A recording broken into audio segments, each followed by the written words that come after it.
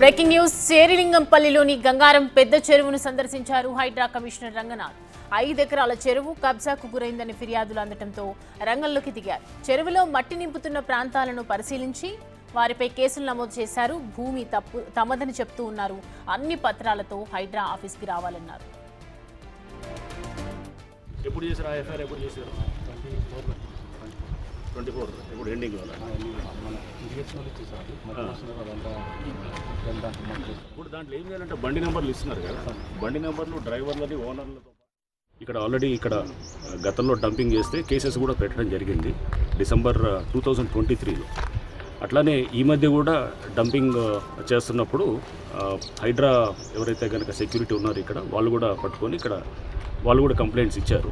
Complaints ఇచ్చి police స్టేషన్లో కూడా కంప్లైంట్స్ కూడా లాడ్జ్ చేయడం జరిగింది. సో ఈ మంత్లో ఒక 3 రోజుల క్రితం కూడా కంప్లైంట్ ఇవ్వటం, ఆ కంప్లైంట్స్ మీద ఇమీడియట్గా కేసు కూడా చందనగర్ పోలీస్ స్టేషన్లో కూడా ఇవ్వటం కూడా జరిగింది.